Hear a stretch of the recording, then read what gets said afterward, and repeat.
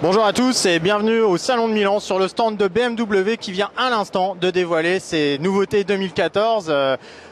Parmi elles la 90 que Motonet vous a déjà présenté assez longuement et donc deux motos totalement inédites que BMW a présentées ici, que Marcel Driessen, DG de la marque Alelis en France, va nous présenter en quelques traits. Bonjour à vous, bienvenue sur notre stand. D'abord, quelques mots sur le salon. Donc, BMW a présenté aujourd'hui ici beaucoup de nouveautés.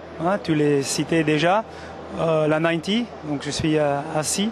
La S1000R, notre roadster dérivé de la S1000R R. Et la RT, mais aussi, elle n'est pas ici devant nous, mais l'Adventure. Le salon est très important pour nous. C'est un point de rencontre pour notre réseau, beaucoup de clients. Et on a des attentes importantes pour l'année prochaine avec 5 nouveautés. On n'oublie pas notre scooter électrique, le C-Evolution, qui va aussi arriver au milieu de l'année prochaine.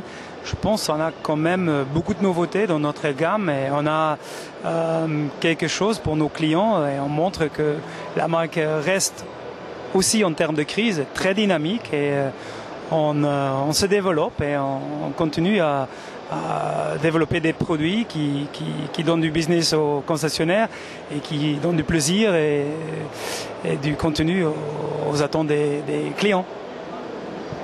En quelques détails, cette S1000RR, donc ce roadster, donc dérivé de votre hyper sportive. Donc quelles sont ses caractéristiques La moto n'est pas forcément, je dirais, fait pour puissance pure. C'est pas une S1000RR dépouillée, mais c'est quand même, on a gardé beaucoup de traits de cette moto. C'est surtout la performance utilisable, la puissance utilisable.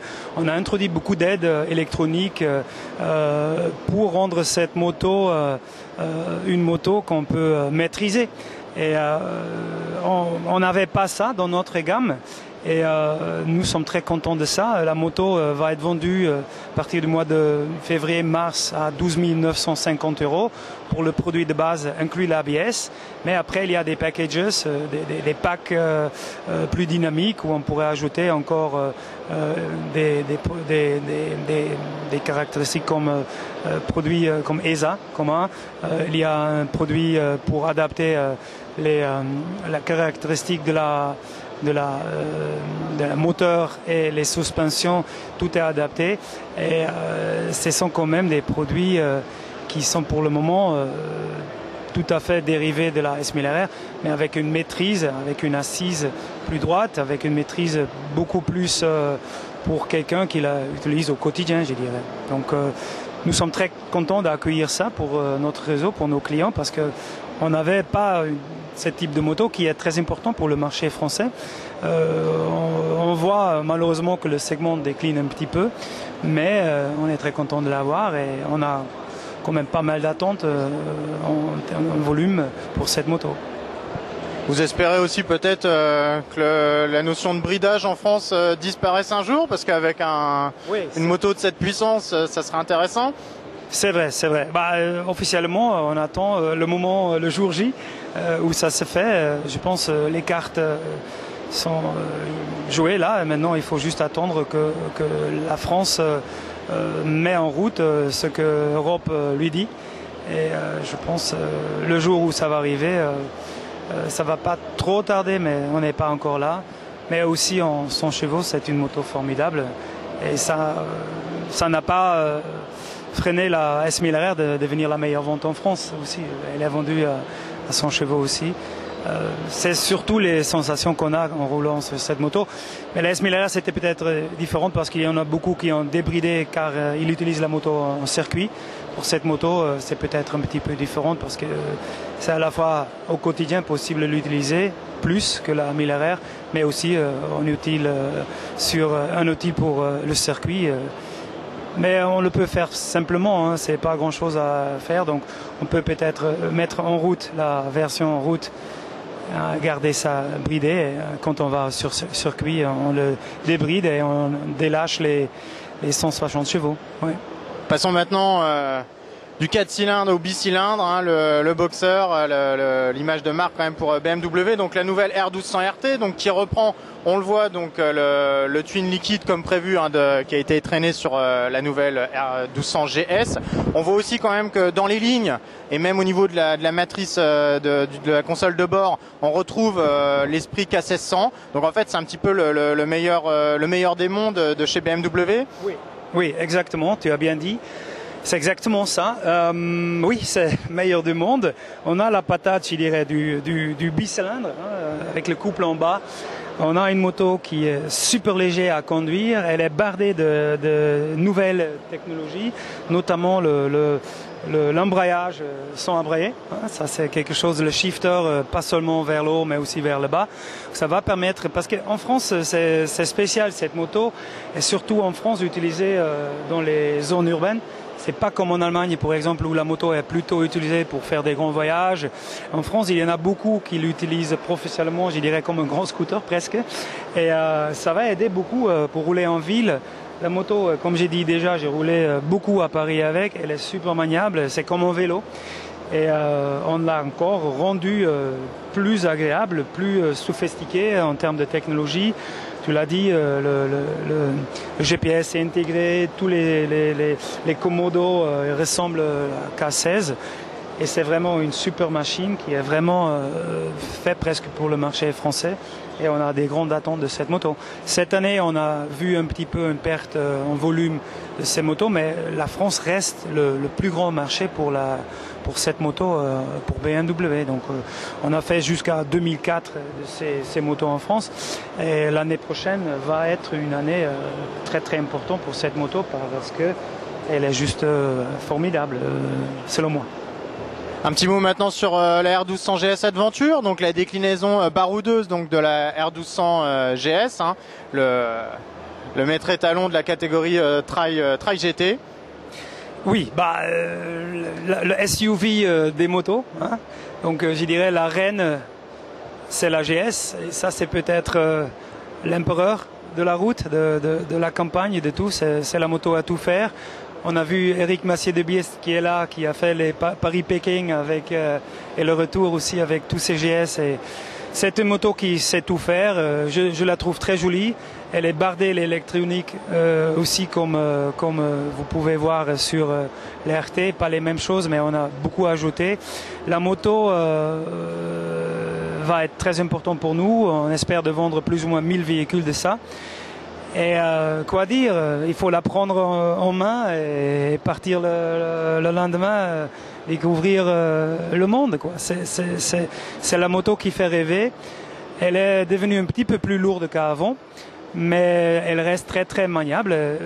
C'est quelque chose pour moi qui peut faire tout. Tu peux faire la ville avec, mais tu peux aussi partir comme les clients d'Eric qui sont partis à Beijing avec. C'est notre lance de fer, c'est notre moto qui fait rêver, comme je dis déjà, on est très fiers de ça. Et je pense avec notre gamme Boxer là, on est vraiment très bien positionné. Et ça nous amène...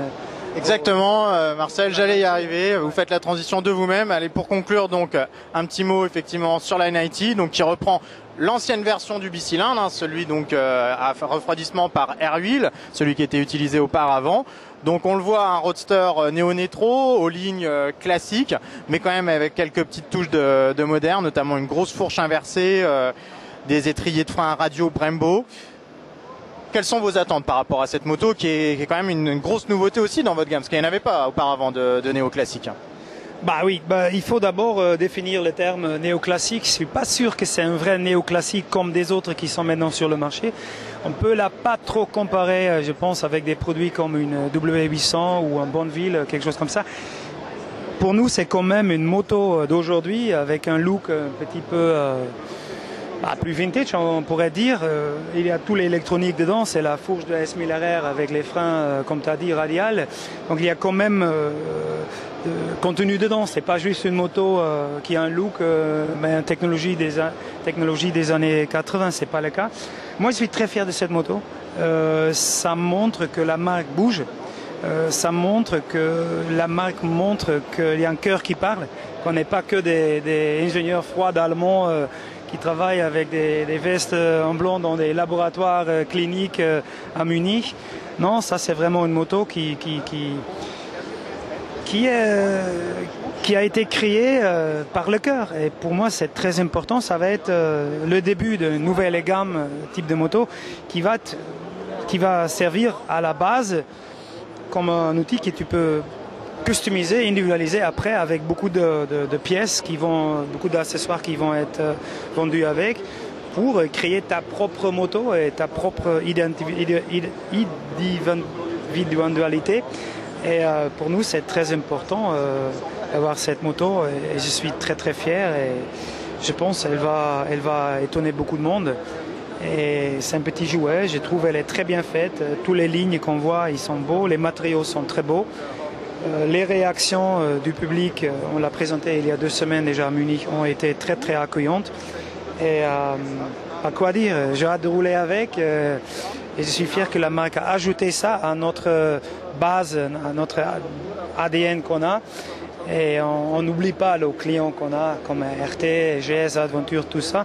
Et avec ça, on se rapproche un petit peu du milieu peut-être du vrai biker qui peut-être n'ont pas trop pensé à une moto de BMW. D'ailleurs aussi, comme une S1000R où on va peut-être trouver plus des clients japonais qui vont s'intéresser à notre marque. Donc, ça me rend très fier. Le produit est très beau, bien fini.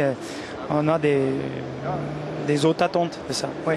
C'est une moto passion, donc à vous écouter.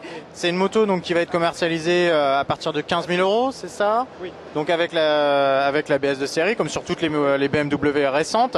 Combien est-ce que vous pensez en écouler sur le marché français? On n'a pas des attentes super hauts, mais on espère quand même de faire 600-700 véhicules de ça.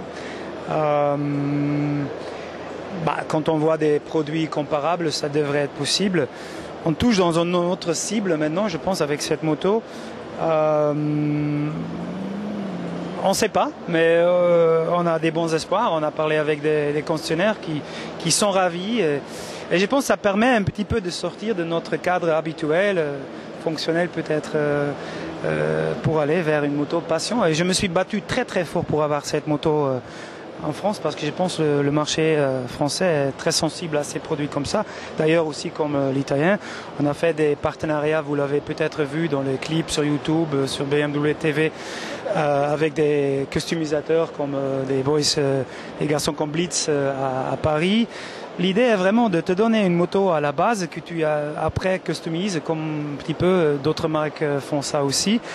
Et pour nous c'est nouveau, mais c'est pas encore la dernière. Donc pour nous c'est très important d'avoir ajouté ça à notre gamme et ça va permettre je pense, d'attirer d'autres types de clients. Et c'est ça qui est important pour une marque, je pense, qui veut se réinventer, qui veut continuer à se développer. C'est important. Merci beaucoup et très bon salon. Bon salon à vous. Merci d'avoir donné la possibilité de parler de notre gamme et bonne chance pour vous ici sur le salon. Merci.